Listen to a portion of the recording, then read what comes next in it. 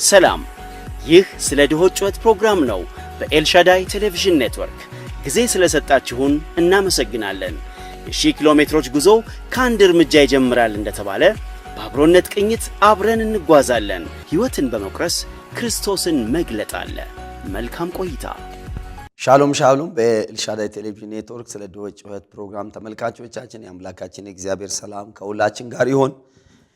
ዘውትር እንግዲህ በየሳምንቱ በተለያዩ ርዕሶች በዚህ ቴሌቪዥን ፕሮግራምም በዩቲዩብ ወደ እናንተ እንመጣለን። ከድሆች ከችግረኞች ጋር የተያዙ ነገሮች አስተሳሰብ ያመለካከት ለውጦች እንዲኖሩ በአመታት መካከል እግዚአብሔር በዚህ እውነታ ውስጥ የተረዳን ያወቅን እንድንሆን አስፈላጊ እውነታዎችን ያስረዳናል። ከዛ ተነስተን አንዳንድ ሐሳቦችን እናያለን። ስለ ቃርሚያ ዛሬ እናያለን። ቃርሚያ የሚል ቃል ሁላችንም ምናልባት ልንረዳ እንችላለን። መጽሐፍ ቅዱሳዊ መነሻ ሐሳብ ያለው ዘዳግም 24ን መነሻ አድርጌ አንብቤ ወደዚህ ሐሳብ እገባለሁ። ከቁጥር 19 ጀምሮ ዘዳግም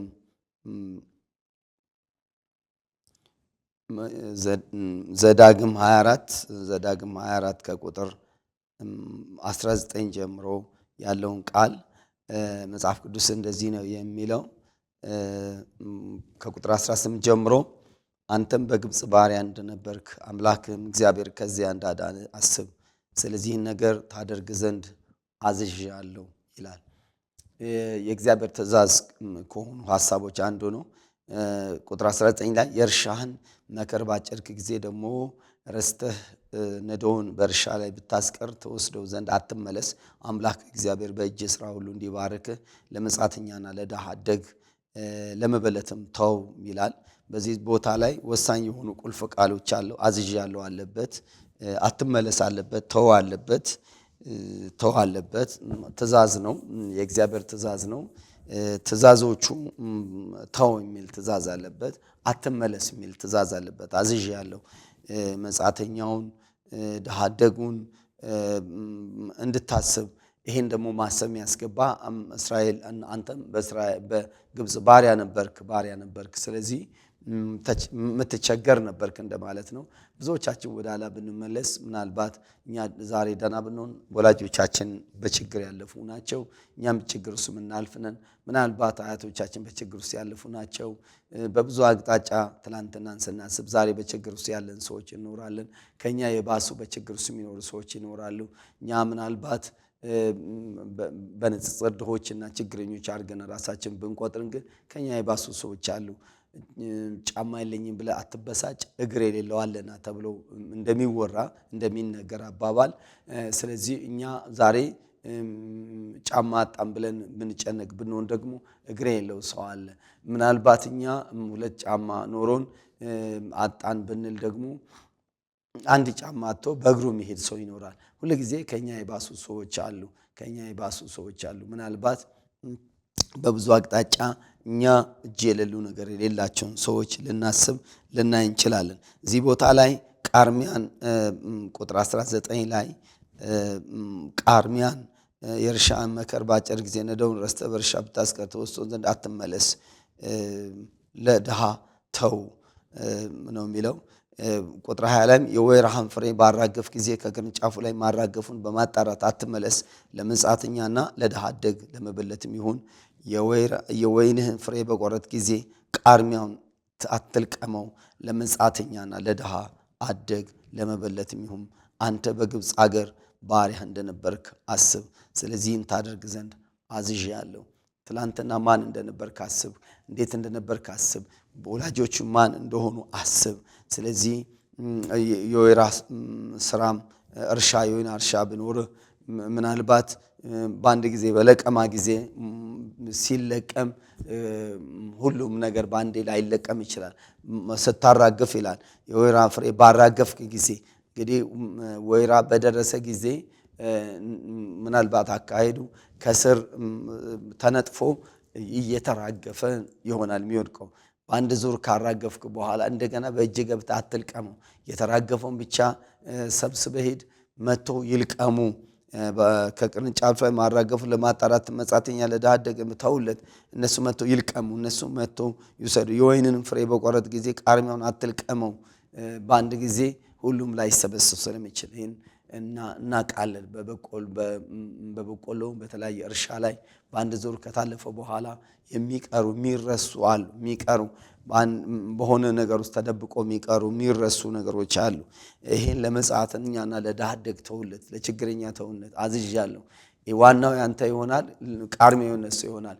ትልቁ ያንተ ይሆናል፣ ተረፍራፊው ለነሱ ይሆናል። ስለዚህ እነሱ በተረፍራፊው ይኖራሉ፣ እነሱ ለቃቅመው ይኖራሉ። እነሱ የነሱ ነው። ሳፍሩ መጥተው ይልቀሙ፣ ይውሰዱ፣ ይብሉ። አንተ ግን እንዳትመለስ መጥተህ እግዚአብሔር የሰጠህን ትልቁ ነገር ጎተራ ውስጥ ከተተው፣ ሰብስበው። ትንንሹ ነገር አትሰብስብ፣ ትንንሹ ነገር ጋር አትመለስ፣ ትንንሹ ልብ አትጣል። ትንንሹ ላልሰሩ ድሆች የነሱ ምግብ የነሱ እንዲሆን አዝዣለሁ ነው። እግዚአብሔር ትልቁን ባርኮ ሰጥቶን ትንሹን ደግሞ ለድሃ እንድንሰጥ ችግረኛ እንድንሰጥ ያዛል። ትልቁን ግዙፉን ነገር ወይ ሰፊውን ነገር እግዚአብሔር ሰጥቶን ምናልባት 100% ከሰጥቶን 2% ወይ 1% ለድሆች እንድንሰጥ እግዚአብሔር የሚያሳስብን እውነት ነው።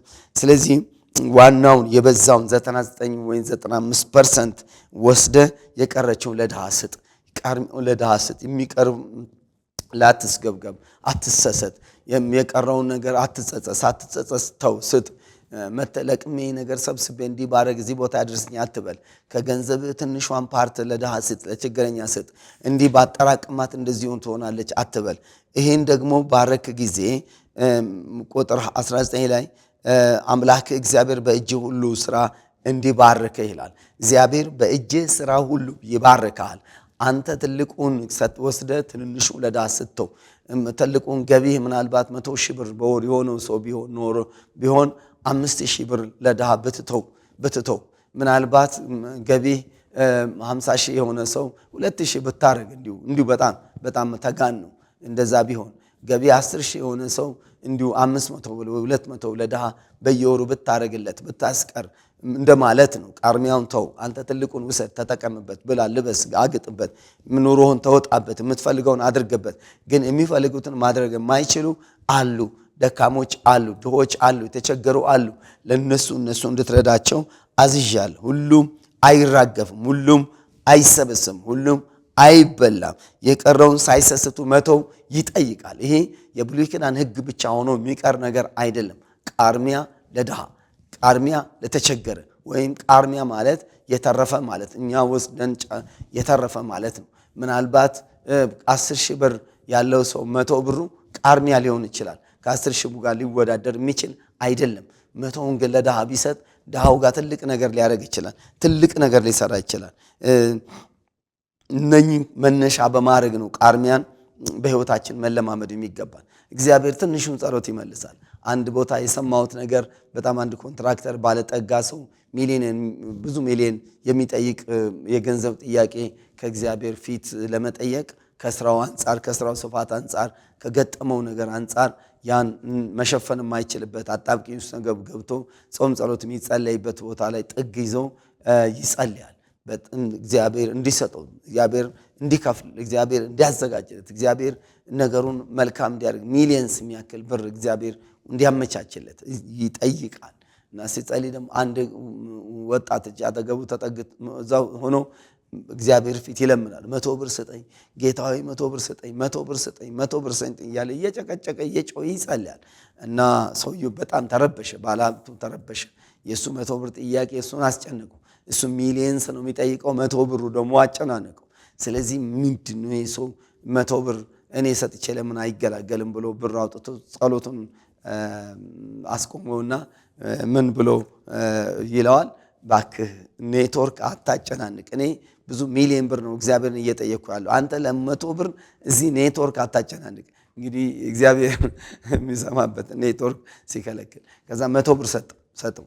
በቃ ጸጥ በል፣ ያው የጠየቅኩ 100 ብር ነው ሰጥቻለሁ ስለው ልጁ ምን ቢል ጥሩ ነው? ቀና ብሎ እግዚአብሔር የሁለታችንም ጸሎት የሚሰማ አምላክ ነው።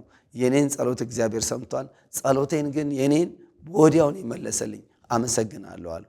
እግዚአብሔር በአንተ በኩል እሱ ድምፅ ዝም ለማሰኛት ነው፣ ጸሎቴን እግዚአብሔር መልሶልኛል አለ።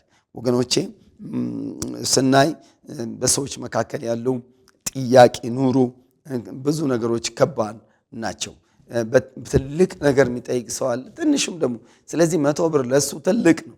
እዚህ ምናልባት 10 ሚሊዮን የሚጠይቀው ሰው እና 100 ብር የሚጠይቀው ሰው መካከል ያለው ነገር ምንም ልዩነት ላይኖረው ይችላል። እግዚአብሔር የሚመልስ አምላክም ነው። ደግሞ የሰዎችን ችግር ስናይ እንዲህ ልናይ እንችላለን። እንግዲህ ድሃ ሳይሰራ ማለት ቃርሚያ ማለት ሳይሰራ ልሻውን አልቆፈረም፣ አልዘራም፣ የዘር ገንዘብ አላወጣም፣ የማሽነሪ የበሬ ምንም ነገር አላወጣም፣ በሬ አልመገበም። ምናልባት በእኛ አውድ ከሆነ ቀንበርና ሞፈር አዘጋጅቶ በሬ አልነዳም፣ አላረሰም፣ እርሻውን አልጎለጎለም፣ እርሻውን ላይ ያለውን አረም አልነቀለም። ምንም የእግሩ አስተዋጽኦ የለም። በእግሩ ወደ እርሻው ገብታ ቃርሚያ መቃረም ማለት ነው። በስጋ ስታስብ እኔ በለፈውበት ሌላው ሰው ሊል ይችላል። ግን እግዚአብሔር እንደዚህ ነው ያደረገው፣ በቃ ሳይሰራ። በአሜሪካን ሀገር እንግዲህ ይሄ ፉድ ስታፕ የሚባል ፕሮግራም አለ። የተቸገሩ ሰዎች፣ የአካል ጉዳተኞች፣ በጣም መስራት ማይችሉ፣ ሰርቶ ራሳቸው ማይችሉ፣ ከስራ ሲፈናቀሉ በተለየ መልኩ ፉድ ስታፕ የሚባል ፕሮግራም አላቸው። በገንዘብ በካሽ ይሰጧቸዋል። ስራ ከሌላቸው ወደ ወደ ጎዳና እንዳይወጡ፣ ስራ ከሌላቸው ምግብ አጥተው እንዳይቸገሩ በዛ የሚያደርጉት ነው። በዛ የሚኖሩ ሰዎች ብዙ ናቸው። ስራ ሲሰሩ ከዛ ይላቀቃሉ። ግን ዝቅተኛ ኑሮ ያላቸው ቤተሰብ፣ አረጋን፣ አካል ጉዳተኞችን የሚነካ ነው እና ህጋዊ ስደተኞችን የሚያካልል ነው ይሄ ፕሮግራም። ግን በቅርብ ጊዜ ደግሞ ይህ ፕሮግራም እየተሸረሸረ ነው ያለው፣ እየተነሳ ነው ያለው። በእርግጥ ለመነሳቱ ምክንያት የሚሆኑ አንዳንድ ሰዎች ይሄን ይዞ ተቀምጠው እየተጠቀሙ ተጨማሪ ኡበር ወይ ምናምን በእንትን ማይታይ በመንግስት ሲስተምስ ማይታይ ስራዎችን ይሰራሉ። እየሰሩ ሁለቱንም እየወሰዱ እንደዚህ ይንቀሳቀሳሉ። ለሌላው እንቅፋት መጽሐፍ ቅዱሳዊ ነገር አባቶች ተክሎ ሄደው ባለመታመን ብዙዎች ደግሞ አሁን ይሄን ቃርሚያ ለድሃ ከትልቅ የመንግስት ሀብትም ከተለያየ ነገር ተሰብስቦ የተወሰነ ፐርሰንት ለድሃ፣ ለስደተኛ፣ ለችግረኛ፣ ለአካል ጉዳተኛ የሚደግፉበትን ነገር ፕሮግራም እንዲዘጉ የሚያደርግ ከሰዎችም የመጣ ነገር ጫናዎችን እናያለን። ይህ ነገር እንደዚህ አይነት ነገር መለመድ ያለበት መታሰብ ያለበት አገራት ማድረግ ያለባቸው ለችግረኞች ማሰብ ያለባቸው ይህ መልካም ነገርና የቀደሙ አባቶች እንደ እግዚአብሔር ቃል የዘረጉት ነገር ነው እና ግን ብዙዎች አበላሹት። ብዙዎች መልክ ሲያስጠቁት ታያለን። ይሄን እንደ ግለሰብም ወገኖቼ ልናመቻች ልንሰራ የምንችልባቸው ነገሮች አሉ። ስለዚህ ይሄ ዛሬ ቃርሚያ ከኛ የሚቀበሉ ሰዎች ነገ ምን እንደሚሆኑ የት እንደሚደርሱ አናቅም። የት እንደሚደርሱ ምን እንደሚሆኑ አናቅም። የቱ ጋር እንደሚደርሱ አናቅም። ሩት ምዕራፍ 2 ላይ ከቁጥር 1 ጀምሮ ለኑኃሚን ባል የሚዛመደው አቤሜሌክ ወገን የሆነ ኃያል ሰው ስሙ ቦዔዝ የተባለ ሰው ነበር። ሞዓቢቱም ሩት ኑኃሚንን በፊቱ ሞገስ ማገኘውን ተከታይ እህል እንድቃርም ወደ እርሻ ልሂድ አለቻት። እርሷም ልጄ ሆይ ሂጂ አለቻት። ሄደች። ከአጫጆቹ በኋላ በእርሻ ውስጥ ቃረመች። እንዳጋጣሚውም የአቤሜሌክ ወገን ወደ ነበረው ወደ ቦዔዝ እርሻ ደረሰች ይላል። ወገኖቼ እዛ ረሃብ አስቸግሯቸው ወደ ሞዓብ ምድር ገብቶ ባልና 2 ልጆችን አጣ። የባሉ ሚስቶች ብቻ በእጃቸው ሳይወልዱ የቀሩ ያሉባት ኑኃሚን ጋር መጣ። ግን አሁንም ስደተኛ ማለት ናቸው። ተሰዶ ያሉ ናቸው። ችግረኛ ናቸው። ከሰው አገራቸው ቢሆንም እንኳን ከሌላ ከሞቀ ቦታ ላይ መጥቶ የተቀመጡ ሰዎች ናቸው። መጻተኛ እንደማለት ናቸው። እቺም በተለይ ሞዓቢቷ አገሯም አይደለም መጻተኛ ናት ማለት ነው። ሕዝቤ አምላክሽ አምላኬ ምድርሽ ምድሬ ነው ብላ ተማምላ ቆርጣ የመጣች ሴት ናት ሩት። እና የገጠማት ነገር ግን የግድ ጉዳዩ ድሃ ስላረጋት፣ ሁኔታው ድሃ ስላረጋት፣ ችግረኛ ስላረጋት ኑኃሚንም ትልቅ ሴት ይዛ በረሃብ መሞት ስለሌለባቸው እባክሽ ሄጄ አንዱ ጋር ልቃርም፣ ድሃ እንደሚያደርገው በልቶ ሰርቶ እንደሚያደርገው ሄጄ ልቃርም ስትታያላቸው። ስለዚህ እነኚህ ሰዎች ምን እንደሚሆኑ አይታወቅም። ግን እንዳጋጣሚ ግን የአቤሜሌክ ወገን በሆነው የባሏ ወገን ወደ ሆነው የባሏ አባት ወገን ወደ ሆነው በዛ ቤተሰብ ወገን ወደ ሆነው ወደ ቦዔዝ እርሻ ስትገባ እናያለን። የቦዔዝ እርሻ። ስለዚህ እንዳጋጣሚ እንደዛ በመሆኗ ምክንያት የቦዔዝ የሚያገባ ሴት ሆነች፣ የቦዔዝ የዛው የእርሻ ባለቤት ሆነች። ስለዚህ አንዳንድ ጊዜ እርሻችን ላይ መጥቶ የሚቃርሙ ኑሯችን ላይ የሚቃርሙ ችግረኛ ሆነው የሚጠይቁ ሰዎች ነገ የት እንደሚደርሱ አናቅም። ዛሬ የምናካፍላቸው፣ ዛሬ የምንሰጣቸው፣ ዛሬ የምናለብሳቸው፣ ዛሬ የምናበላቸው ያለን ነገር የምናካፈላቸው የተቸገሩ ሰዎች ነገ የት እንደሚደርሱ አይታወቅም። ነገ ያስባሉ፣ ነገ ወገኖቼ ያስባሉ። ስለዚህ ይሄ እውነታ በጣም መታወቅ አለበት። ሩት ምናልባት መታ ቃርሚያ ቃርማ ሰፍሮ ሰጥቷታል፣ ሰፍሮ አሸኝቷታል። እንደ ድሃ ናት ብሎ አልናቃትም፣ ችግረኛ ነው ብሎ አልናቃትም። እባካችሁ አትንኳት፣ ጎበዛዝት አትንኳት። የትም እየገባች እየወጣች እንግዲህ ከዚህ ክፍል የምንመለከተው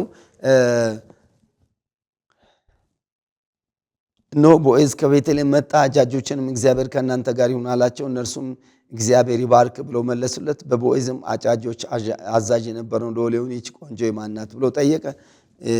ስለ እሷም ነገረው። እንግዲህ እርሷም ከአጫጆቹ በኋላ በነዶው መካከል እንድትቃርምና እንድትለቅም እባክህ ፍቀድልኝ አለች። መጣችም፣ ከማለዳ ጀምራ እስካሁን ድረስ ቆይታለች። በቤትም ጥቂት ጊዜ እንኳን አላረፈችም አለው። ስለዚህ ቦዔዝ ከዛ በኋላ ያረጋት ነገር ተዋት፣ አታስጨንቋት ስል ታያላችሁ። አታስጨንቋት። ቦዔዝ ባልሽ ከሞተ እንዲህ እንደመጣሽ አየሁ ካለ በኋላ እግዚአብሔር እንደ ስራሽ ይስጥሽ፣ ከክንፉ በታች መጠጊያ እንድትሆኝ በመጣሽበት በእስራኤል አምላክ በእግዚአብሔር ዘንድ ደመወዝሽ ፍጹም ይሁን አላት። ከዛ በኋላ ነው ያዘዛቸው። ደግሞ ልትቃርም ተነሳች ይላል። ደግሞ ከነዶው አስቀርታችሁ ተውላት፣ እርሷም ትቃርም፣ አትውቀሷት ብሎ አዘዛቸው። አትውቀሷት እና ተሻምታ ስትቃርም አትውቀሷት። እቺ የሰው ሀገር ሴት ናት፣ ስደተኛ ናት፣ ሴት ናት። አምላካችን መርጣ የመጣች ሴት ናት። አገራችን መርጣ የመጣች ሴት ናት። ኪዳኑ መርጣ የመጣች ሴት ናት። አታስጨንቋት። ስለዚህ ይሄ ድሃ በሚቃርምበት ቦታ ላይ በአጫጆች እንደሚጨነቅ፣ በአጫጆች እንደሚባረሩ የሚያሳይ ሁኔታ ይኖራል። ለምን ወደ ነዶው እንዳይጠጉ የተፈቀደላቸውን ቃርሚያን ብቻ ለቅሞ እንዲሄዱ የሚያደርግበት እሳቤ እንዳለ ያሳያል። ስለዚህ ምንድነው ስለ ቃርሚያ ስታስብ ዛሬ ያቺ ሴት እንዴት ታሪኳ እንደተቀየረ ልናይ እንችላለን። እዚህ ዘዳግም 24:19 ላይ ከገቢያቸው ከማንኛውም ነገር ቃርሚያ ለድሃ እንድትሰጡ ብሎ ያሳያል። ከሚያገኙት የኛ ቃርሚያ ደግሞ ምንድነው የኛ ቃርሚያ? ለኛ ቃርሚያ የሆነው ነገር ለሌላው ደግሞ ኑሮ ምክንያት የሚሆን ለኛ ቃርሚያ የሆነ ትንሹ ነገር ምንድነው? ምን ሊሆን ይችላል? የወር ደመወዛችንና ገቢያችን ሊሆን ይችላል። እንደ የገቢያችን መጠን ገቢ ማያገኝ ሰው ይኖራል። የወር ደመወዛችን ውስጥም ቃርሚያ ለድሃ፣ ትንሹን ለድሃ ምናልባት 5000 ደመወዝ ያለው ሰው 200 ብር ለድሃ 100 ብር ለድሃ ቢል ምናልባት 50 ብር ቢሆን 20 ብር ቢሆን ቃርሚያ ለድሃ 10,000 ደመወዝ የሚያገኝ 200 ብር ከአስራቱ ከምኑ ውጪ ለድሃ ቢያረግ ለድሃ ቃርሚያ ለድሃ የሚል ፕሮግራም በህይወታችን ላይ ብናረግ የወር ንግድ ገቢ ያላቸው ሰዎች፣ ትልልቅ ገቢ ያላቸው ሰዎች ከህንፃ ወደ ህንፃ ግንባታ ከትላልቅ ወደ ትላልቅ መሻገር እንዳለ ሆኖ ግን ቃርሚያ ለድሃ ከትንሿል ነገር ለድሃ የማድረግ ነገር ከገቢያችን ሰፊውን ነገር ወስደን ከገቢያችን ትንሹ ነገር ለድሃ መስጠትን፣ ለችግረኛ መስጠትን፣ ማካፈል፣ መዝራትን ይሄን መልመድ ይገባል። የህይወታችን ስርዓት እናር ይገባል። እግዚአብሔር ሲናገረን ድምጽ ሲመጣ ሰዎች መጥቶ ሲለምኑን ተቸገርን ሲሉ ፊታችን አይተው ለምኑት የምንሰጠው ሳይሆን ሰዎች መጥቶ ሳይጠይቁ ወደ ሰዎች ሄደን ሰዎች ወደኛ ሲመጡ ባሉበት አካባቢ በእኛ አካባቢ ሰዎች ሲኖሩ ችግራቸውን አይተን ነገራቸውን አይተን ከኛ የሚተርፈውን ነገር ወይም ከኛ ከፍተኛው ነገር ዝቅተኛው ነገር ምንሰጥበት ከተለያየ ገቢ ምንጭ የምናገኘው ነገር ቃርሚያ ለድሃ በሚል ሐሳብ አይነት ህይወታችን ላይ ቢኖር የእግዚአብሔር ሐሳብ ሊሆን ይችላል። በአንድ ወቅት አንድ ሴት የቀዶ ጥገና ወይም ሰርጂካል ነገር የሚጠይቅ ነገር በህይወቷ ገጥሞባት ወደ ሆስፒታል ገባች። አሜሪካን ሀገር በጣም ከፍተኛ $1000 የሚጠይቅ ቀዶ ህክምና ነው። ስለዚህ እሱን ለማድረግ ማስያዝ አለባቸው። ግን እንደገቡ እሷን ሲያይ ሐኪሙ ተሯርጦ ትግባ አለ። ማስያዣ ገንዘብ እንዲያስቀምጡ ሳያስገድድ ወዲያው እሷ ቀዶ ጥገና እንዲጠረግላት እንድትታከም ገብቶ ሰርቶ ከዛ ገንዘቡን መክፈል ማይችሉ ናቸው። መክፈል አይችሉም። ግን ገንዘብ አመቻችቶ ምናምን ለመክፈል ሲያመቻቸው ጠርቶ ዶክተሩ ምን አለ? የዛሬ 30 ዓመት በላይ በፊት ለኔ ይሄን ዛሬ ቀዶ ጥገና ያረግነውን ገንዘብ ከፍለሻል፣ ቀድመሽ ከፍለሻል። ለምን ከዚህ በፊት ምን አንስቻለሁ? በጣም ተቸግረን የምንጠጣውን ውሃ እንኳን ንጹህ ውሃ አተን ችግር ውስጥ በወጣትነት ጊዜ በነበረው ጊዜ ወደ እናንተ ቤት መጥቼ አንኳኳው። ከቤት ወጣሽ፣ ያንሽ ታዳጊ ወጣት ነሽ። ወጥተሽ ግን ያደረግሽው ነገር ምንድነው? እኔ ውሃን የጠየቅኩኝ ውሃንም ደግሞ ምንድነው ወተትንም ጭምር አምጥተሽ ሰጠሽኝ። ስለዚህ ያን ጠጣው፣ ረካው። ያን ከዛ በኋላ ተነስቼ ነው ዛሬ የአንድ ሆስፒታል ባለቤት ተታወቀ ሰርጂን ነው ያ ሰው። ትላንትና የሚጠጣውን ውሃ የሰጠነው፣ እርጎ የሰጠነው፣ ወተት የሰጠነው፣ ትላንትና የሆነ ነገር የሰጠነው ሰው ዛሬ ላይ ምን እንደሚሆን አናቅም። ዛሬ ያካፈልናቸው ሰዎች ነገ የት እንደሚደርሱ አናቅም። ዛሬ የሰጠናቸው ትላንትና ቃርሚያ እንድትቃርም ቦይዝ የፈቀደላት ሴት ጭራሽ ባለቤት ሆነች፣ የእርሻው ባለቤት ሆነች። ስለዚህ ነገ የእርሻ ባለቤት የሚሆኑ የነዶ በነዶ የሚሆኑ እግዚአብሔር የሚባርካቸው፣ ዛሬ ግን እኛ ልናካፍል የተገባን ሰዎች፣ ቃርሚያውን ለነሱ መተው የሚገባን ሰዎች ይኖራሉ። እግዚአብሔር ሙሉ እርሻ ውስጥ የተሰበሰበውን እህል አልጠየቀም። እግዚአብሔር የጠየቀው አዝዥ ያለው ያለው ወገኖቼ፣ እግዚአብሔር ያዘዘው አዝዥ ያለው እግዚአብሔር ያለበት ቃርሚያ ነው። እግዚአብሔር ፕሮግራም ከቃርሚያ ጋር ነው። ስለዚህ በህይወታችን ላይ ይሄን ልናስበው ይገባል። በአንድ ወቅት አሜሪካን ሀገር አንድ ትልቅ ዶክተር አግኝቼ ስለ አንድ ሰው አነሳና እሱ እዚህ 4 ኪሎ ዩኒቨርሲቲ የተማረበት ያለበት ሰዓት ላይ ወደ ኦሎምፒያ መሰረተ ክርስቶስ ፕሮግራም በእግሩ መጥቶ የሚመለስበት በጣም ከፍተኛ ችግር ውስጥ በሚያልፍበት ሰዓት ላይ አንድ ሰው የሚያውቀው አገሩ የሚያውቀው አባቱ የሚያውቀው ሰው አንድ ሰው ሲያገኝ 10 ብር ሰጥቶኛል አለ። እንግዲህ ከ55 ዓመት ምናምን በኋላ በስልክ ሳገናኛቸው 10 ብር የሰጡ ዶክተር እዚህ ናቸው፣ እዚያ ደግሞ ያሉ ዶክተር እዛ ናቸው። በስልክ ሳገናኛቸው ሁሉ ጊዜ አረሳም፣ እኔ 10 ብር የሰጠኝ አረሳም፣ የዛሬ 55 ዓመት 10 ብር በችግሩ ጊዜ የተሰጠውን አረሳም። እዚህ ኢትዮጵያ ያለው ዶክተር ዞር በል እባክህ፣ እኔ ያለ ማስታውሰው ነገር የለም፣ እኔ ለአንተ 10 ብር ሰጥቻለሁ አሉ። አው ብሎ ሲመልስ ታያላችሁ። ስለዚህ ወገኖቼ በችግር ጊዜ ሰዎች ካለን ነገር ለምን ቆርስላቸው፣ በችግሩ ጊዜ ወገኖቼ በችግር ጊዜ ከሆነ በመልካም ጊዜ ሰዎች ያስባሉ። በችግር ጊዜ የሰጠናቸው ነገሮች እድሜ ልክ ከሰዎች ጋር ይሄዳሉ። የችግር ቀን ደራሽ የመልካም ቀን ደራሽ መሆኑን ያሳያል። ስለዚህ ቃርሚያን ከዛ አንጻር ልናስብ እንችላለን። እንግዲህ የኛ የቃርሚያ መንገዱን ካየን ቃርሚያ ምንድነው? ምን ይጠቅማል ስንል አንደኛ ለበረከት ነው። እግዚአብሔር በእጄ ሥራ ሁሉ ይባርክ ዘንድ፣ እግዚአብሔር ይባርክ ዘንድ በሁሉም ስራ ይባርክ ዘንድ። ቅድም ያየነው ዘዳግም 24 ላይ እግዚአብሔር በእጄ ሥራ ሁሉ ይባርክ ዘንድ ነው። ቃርሚያ ለድሃ ስጥ፣ ያራገፍከውን ለመመለስ አትመልስ፣ ወደ አትመለስ፣ አትሰብስብ። ድሃ ይብላ፣ ይውሰድ፣ ይልቀም፣ ይጠቀም፣ ተጠቃሚ ይሁን። ምን እግዚአብሔር በእጅ ሥራ ሁሉ ይባርክ ዘንድ። ከዋናው ቃርሚያ የሆነው ነገር ለድሆች በሰጠን ወቅት ወገኖቼ አንድ ትርፍ የሚሆነው በሕይወታችን ላይ እግዚአብሔር በነገር ሁሉ ይባርከናል። እግዚአብሔር በነገር ሁሉ የሚባርክበት መንገድ ነው። በነገር ሁሉ ይሄን ዘዳግም 24:19 ላይ ደግሜ ልየው። አንተም በግብፅ ባሪያ እንደነበርክ አምላክህም እግዚአብሔር ከዚያ እንዳነሳ አስብ። ስለዚህ ይህ ነገር ታደርገው ዘንድ አዝዣለሁ። የእርሻ መከር ባጨድክ ጊዜ ነዶም ረስተህ በእርሻ ላይ ብታስቀር ተወስዶ ዘንድ አትመለስ። አምላክ እግዚአብሔር በእጅ ሥራ ሁሉ እንዲባርክ አምላክ እግዚአብሔር በእጅ ሥራ ሁሉ እንዲባርክ እግዚአብሔር እንዲሁ መባረክ ይችላል። ሉዓላዊ አምላክ እንዲሁ መባረክ ይችላል። እንደፈለግን ልንባርክ እንችል ይሆን ግን እግዚአብሔር በእጅ ሥራ ሁሉ ይባርክ ዘንድ ቃርሚያ ለድሃ ስጥ፣ ቃርሚያ ለድሃ ተውለት። እርሻው እንደገና በሚቀጥለው ዓመት ሲታረስ ምን እንዲያደርግ እርሻው በትክክል ፍሬ እንዲሰጥ ዝናብ በትክክል እንዲዘንብ ቃርሚያ ለድሃ ስጥ፣ ለችግረኛ ስጥ፣ ላላረሰ ስጥ፣ ላለፋበት ስጥ፣ አትሳትሰት ስጥ፣ በደስታ ስጥ፣ ትእዛዝን ተከለት ስጥ፣ ለበረከት ምክንያት እንደሚሆን አስበህ ስጥ። ስለዚህ ለበረከት ምክንያት ይሆናል፣ ለበረከት ምክንያት ይሆናል።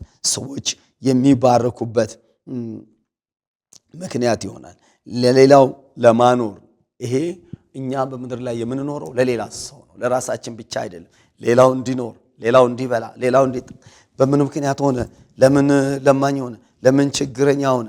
ለምን ቃርሚያ የሚለቅም ሆነ?